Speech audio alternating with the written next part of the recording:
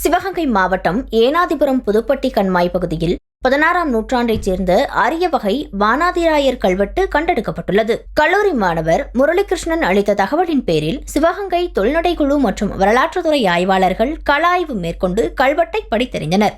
4 அடி நீளமுள்ள இந்த கல்வெட்டில் தெய்வ மாவலி வானாதிராயர் வழங்கிய நிலதர்மம் பற்றிய தகவல்கள் இடம்பெற்றுள்ளன.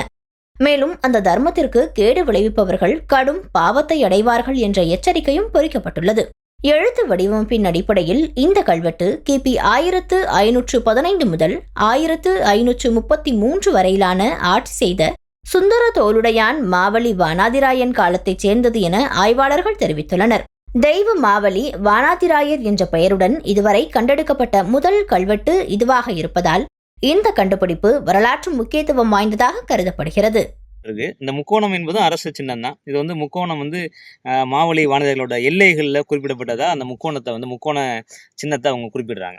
இப்போ இது இந்த கெண்டின்றது நீரை தாரை வார்த்து கொடுத்தலோட நமக்கு 10 அவதாரங்களில் ஒரு அவதாரமான இந்த வாமன அவதாரம், இந்த வாமன அவதாரத்தில் நில அளவைக்கு அவர் தாரை வார்த்து கேட்பாரு. அதுக்காக இந்த கெண்டியோட காமிக்கப்பட்டிருக்கு. பல இடங்கள்ல அந்த அவரோட பாதங்கள்லாம் காட்டப்பட்டிருக்கும். யாரோட பாதம்? குடை, கெண்டி, வாமன அவதாரத்தோட கால் பாதங்கள் எல்லாம் காட்டப்படும். அதிகாரமிக்கவர்களாக மாறி இந்த மதுரை பகுதியை மானாமதுரை பகுதியில் அவங்க ஆட்சி செலுத்தியிருக்கிறாங்க.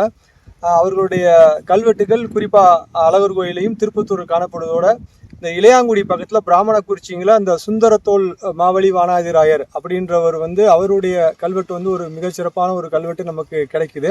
இந்த கல்வெட்டு இருக்கக்கூடிய பகுதியும் மானாமதுரைக்கு அருகாமையில் இருக்கிற காரணத்தினால இது இந்த வானாதிராயர்கள் காலத்தை சேர்ந்தது. அவர்கள் வழித்தோன்றர்கள் தான், இந்த சுந்தரத்தோல் மாவலி வானாதிராயருடைய வழித்தோன்றர்கள் தான் இந்த தர்மம் கொடுத்துருக்கணும் அப்படின்னு சொல்கிறோம்.